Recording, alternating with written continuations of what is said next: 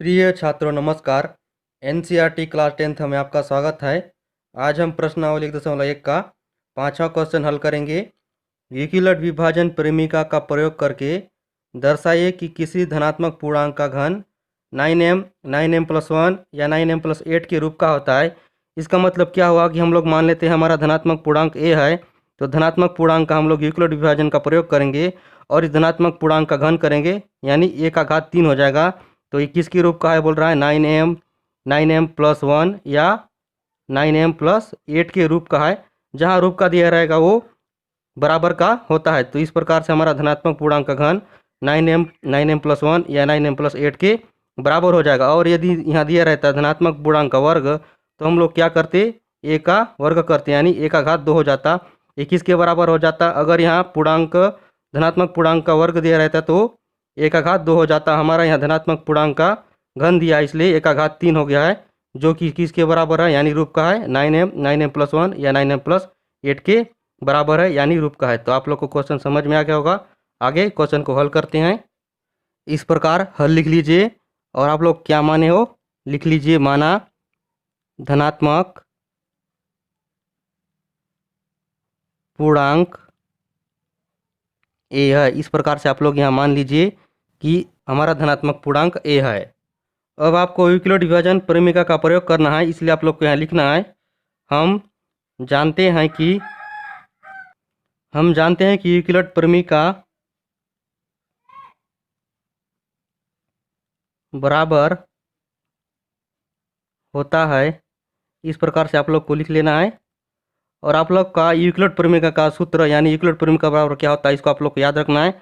a बराबर b³ + r होता है, यानी भाज्य बराबर भाजक गुणा भागफल प्लस शेषफल के बराबर होता है। ये यूक्लिड परिमिका का सूत्र है, इसको आप लोग को याद रखना है।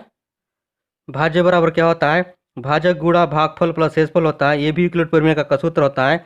इस प्रकार हम लोग यहाँ धनात्मक पूर्णांक a माने हैं, तो यहाँ हमारा भाज्य बराबर क्या हो जाएगा, a हो जाएगा।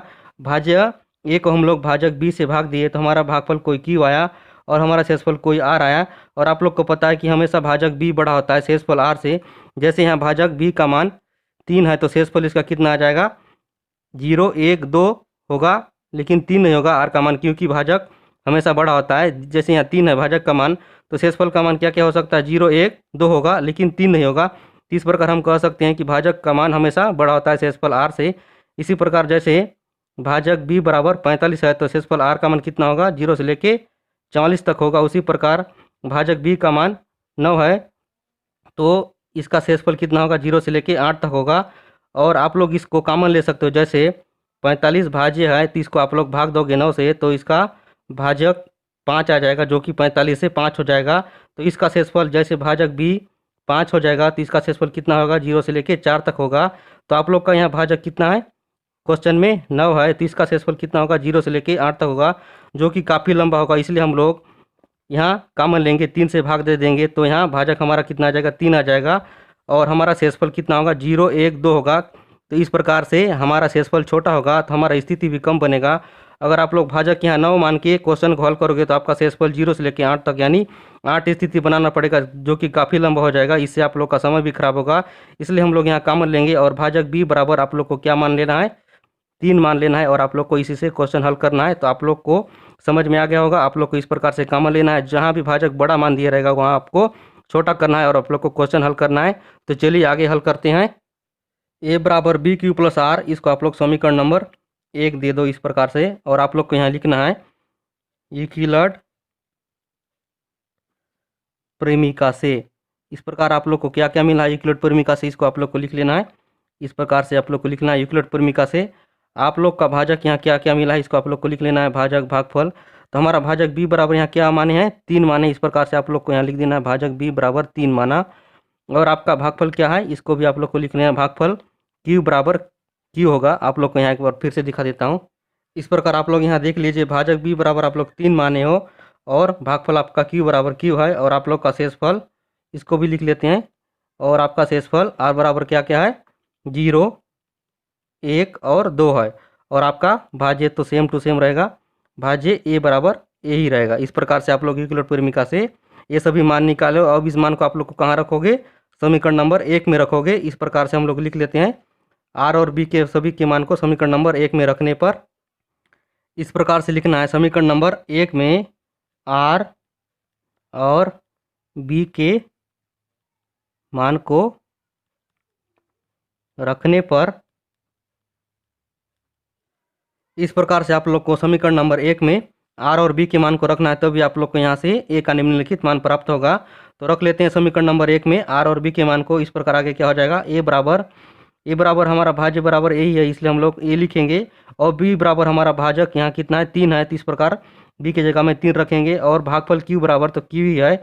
और एक बार हम लोग आर का मान 0 रखेंगे तो 3q + 0 आ जाएगा। इसी प्रकार से रखते जाएंगे। भाजक और भागफल का मान सेम टू सेम है, इसलिए हम लोग 3q लिखेंगे। और आर का मान एक बार 0 रखें तो 3q + 0 आया, और एक बार 1 रखेंगे तो 3q + 1 आएगा, और एक बार 2 रखेंगे तो 3q + 2 मिल जाएगा। इस प्रकार से हम लोग को ए के निम्नलिखित संभावित मान 3q + 0, 3q + 1 और 3q + 2 मिल गया है। और आप लोग को आगे पता चलेगा कि हम लोग भाजक हमारा यहाँ 9 दिया गया था, लेकिन हम लोग भाजक को 3q माने हैं। आप लोग को आगे पता चल जाएगा। इस प्रकार ए के निम्नलिखित संभावित मान को हम लोग समीकरण नंबर 2 मान लेते हैं। इस प्रकार से आप लोग को समीकरण नंबर 2 मान लेना है।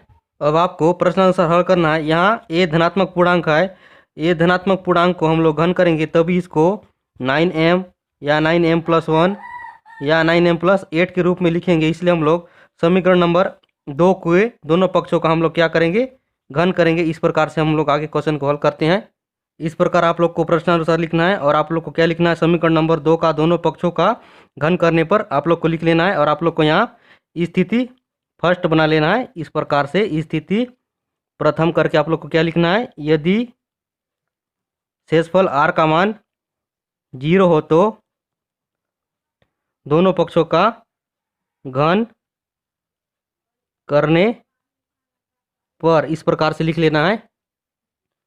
समीकरण नंबर 2 में यदि r बराबर 0 हो तो हमारे यहाँ क्या मान आया है, a बराबर 3q + 0 आया है, तो इसी को हम लोग को घन करना है। इस प्रकार a का घन यानी a का घात 3 हो जाएगा।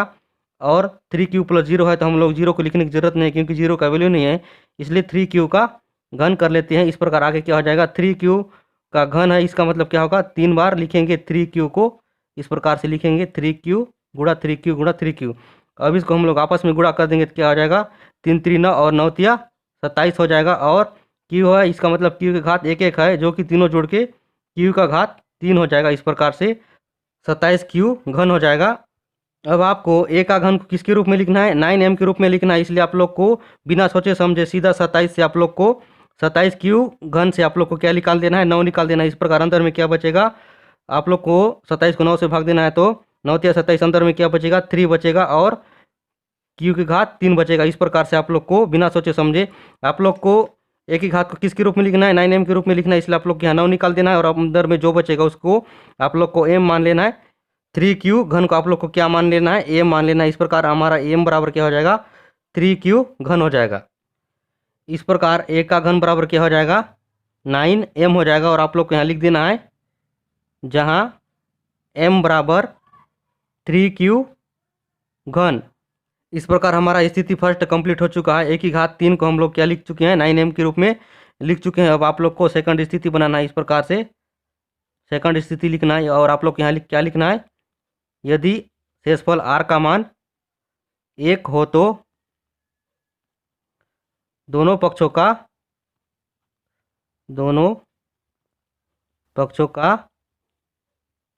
घन करने पर इस प्रकार से आप लोग को लिख लेना है। और आप लोग को समीकरण नंबर 2 में जाना है। यदि हमारा r बराबर 1 है तो हमारा धनात्मक पूर्णांक a का मान क्या आया था, 3q + 1 आया था। इसको आप लोग को लिख लेना है, 3q + 1। इसका आप लोग को क्या कर देना है, घन कर देना है दोनों पक्षों का। इस प्रकार से a की घात 3 हो जाएगा, और 3q + 1 का घात 3 हो जाएगा। अब आपको सर समीकरण लगाना है। a + b का क्यूब बराबर क्या होता है, a का क्यूब यानी a की घात 3, b का क्यूब यानी b की घात 3, और आप लोग को 3 लिखना है। और इस प्रकार से a का वर्ग कर देना है, और आप लोग को b को इसी प्रकार से लिख देना है, ऐसे ही। और इस बार फिर से 3 लिखना है, और आप लोग को इस बार a को ऐसे ही रन देना है, और आप लोग को b का वर्ग कर देना है। इस प्रकार से आप लोग बड़ी आसानी से ज्ञात कर सकते हो। a + b का क्यूब बराबर क्या होता है, a का क्यूब + b का क्यूब। और आप लोग को 3 लिखना है, एक बार a का वर्ग कर देना, और b को ऐसे ही लिखना है, और एक बार फिर लिखना है 3 और आप लोग को इस बार ए को ऐसे रहने देना और बी का वर्ग कर देना है। तो इस प्रकार यहाँ देखते हैं ए बराबर हमारा यहाँ क्या है 3q और बी बराबर 1 है। इसका हम लोग को क्या करना है क्यूब करना है। इस प्रकार आगे क्या हो जाएगा ए का क्यूब यानी 3q का घात 3 हो जाएगा और बी बराबर यहाँ कितना 1 है। इस प्रकार एक का घात 3 हो जाएगा। 3 को ऐसे लिख देना है। ए का वर्ग है इसका मतलब क्या हो जाएगा 3q का वर्ग हो जाएगा और बी ऐसे इसका मतलब एक बार हम लोग 1 को लिखेंगे और प्लस उसके बाद 3 लिखेंगे। एक ए बराबर यहाँ कितना है 3q है तो इसको हम लोग एक बार 3q लिख देंगे और बी का वर्ग है इसका मतलब क्या हो जाएगा 1 का एक बार वर्ग हो जाएगा। इस प्रकार आगे क्या हो जाएगा q की घात 3 है। इसका मतलब क्या होगा 3q को हम लोग को 3 बार गुणा करना पड़ेगा और प्लस ए की घात 3 है तो एक गुणा होकर 1 ही हो जाएगा और 3 और 3q को 2 बार लिखना पड़ेगा क्योंकि 3q का स्क्वायर 2 बार है तो हम लोग को 3q गुणा 3q लिखना पड़ेगा और प्लस 1 का गुणा होगा तो वापस से वही हो जाएगा। और इस प्रकार आगे क्या हो जाएगा 3 का गुणा होगा 3 3 9 q और 1 का स्क्वायर 1 ही हो जाएगा। इस प्रकार आगे हम लोग गुणा करेंगे तो 3 3 9 और 9 तिया 27 और q की घात 1 1 है। इस प्रकार q का घात 3 हो जाएगा और प्लस 1।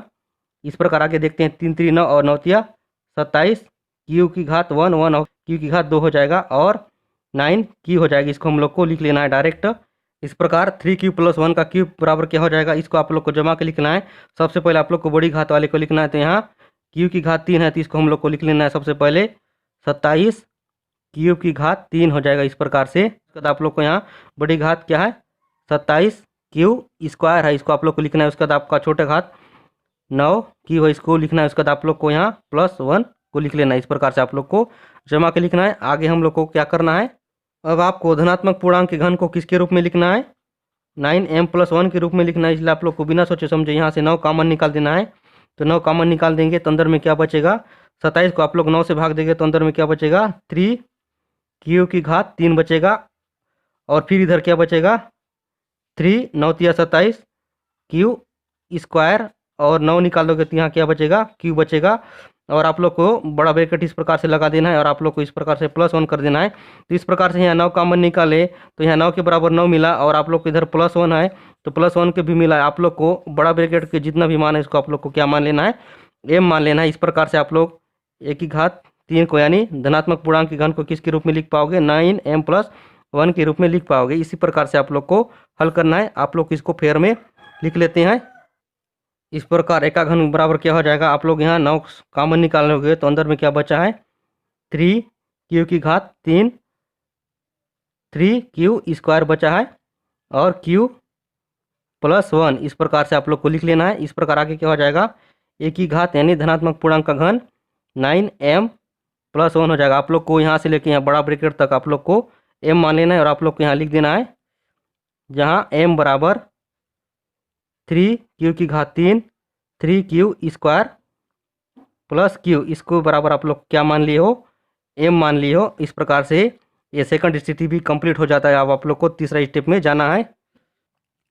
इस प्रकार तीसरा स्थिति बराबर क्या हो जाएगा यदि r बराबर यानी शेषफल का मान 2 हो तो दोनों पक्षों का घन करने पर इस प्रकार से आप लोग को लिख लेना है। और समीकरण नंबर 2 में हमारा यदि r बराबर यानी शेषफल का मान 2 हो तो हमारा मान क्या आया था a बराबर 3q + 2 आया था। इसको हम लोग को क्या करना है घन करना है यानी a का घन बराबर क्या हो जाएगा 3q + 2 का घन हो जाएगा। अब आप लोग को यहाँ से सर समीकरण लगाना है। a + b का क्यूब बराबर क्या होता है a का क्यूब + b का क्यूब + 3a² b + 3ab² होता है। इसमें आप लोग को 3q + 2 के मान को रखना है। इस प्रकार a बराबर यहाँ क्या हो जाएगा 3q + 2b बराबर इसका क्यूब हो जाएगा। तो इस प्रकार a का क्यूब यानी 3q का घात 3 हो जाएगा और b का घात 3 है इसका मतलब 2 का घात 3 हो जाएगा और 3a का घात 2 है इसका मतलब 3q का स्क्वायर हो जाएगा और b का यहाँ 2 रख लेते हैं। इस प्रकार आगे क्या हो जाएगा 3 और a बराबर यहाँ कितना है 3q है और b का है इसका मतलब 2 का वर्ग हो जाएगा। 3q की घात 3 है इसका मतलब 3q को हम लोग 3 बार गुणा करेंगे इस प्रकार से और 2 की घात 3 है इसका मतलब 2 को हम लोग 3 बार फिर से गुणा कर लेंगे। 3 और 3q का वर्ग है, इसका मतलब 3q को हम लोग 2 बार गुणा करेंगे इस प्रकार से, और गुणा 2 है, और प्लस 3 और 3q और 2 का वर्ग है, इसका मतलब 2 का गुणा हम लोग 2 बार करेंगे इस प्रकार से।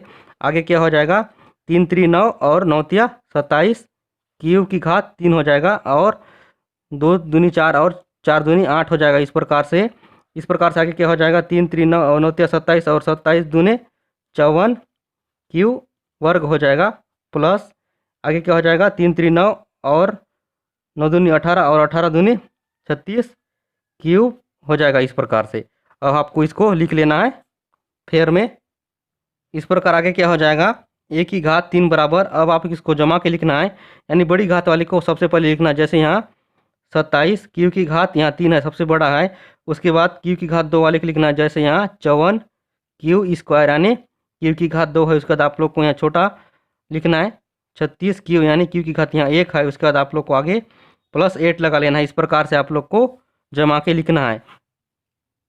अब आपको धनात्मक पूर्णांक के घन को किसके रूप में लिखना है, 9m + 8 के रूप में लिखना है। इसलिए आप लोग को बिना सोचे समझे 9 यहाँ कॉमन निकाल देना है। इस प्रकार अंदर में क्या बचेगा, यानी 27 को 9 से भाग दोगे तो 9 तिया 27, यानी 3 क्यू की घात 3 बचेगा, और 9 को यानी 54 को आप लोग 9 से भाग दोगे तो 9 छक्के 54, अंदर में क्या बचेगा 6 क्यू स्क्वायर, और 9 चौक 36, अंदर में 4 क्यू बचेगा, और आप लोग इसको बड़ा ब्रैकेट में रख लेना है इस प्रकार से। तो आप लोग को यहाँ 9 मिल गया है, और प्लस 8 है, तो इसको आप लोग को प्लस 8 लगा लेना है। उसके बाद आप लोग को जितना भी बड़ा ब्रैकेट में आ रहा है उतने के बराबर क्या मानना है, m मानना है। इस प्रकार से आप लोग धनात्मक पूर्णांक के घन को किसके रूप में लिख पाओगे, 9m + 8 के रूप में लिख पाओगे। अब आप लोग इसको फेयर में लिख लेना है।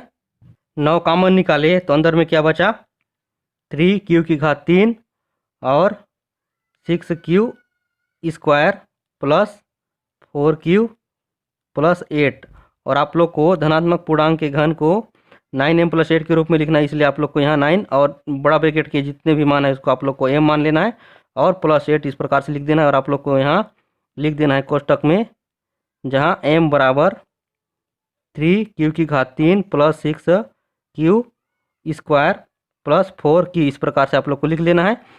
इस प्रकार से हमारा यहाँ क्वेश्चन हल हो जाता है। और आप लोग को ये बात बताने वाला हूँ, जैसे आप लोग यहाँ भाजक b बराबर 9 मानते हैं तो आप लोग का स्थिति यानी r का मान 8 बार बनता, जो कि काफ़ी लंबा हो जाता। अगर आपके पास 3 घंटा का पेपर है, यानी समय है 3 घंटा का मिला हुआ, तो आप लोग को एक क्वेश्चन आ गया तो आप लोग का 1 घंटा एक क्वेश्चन ही बनाने में चला जाएगा।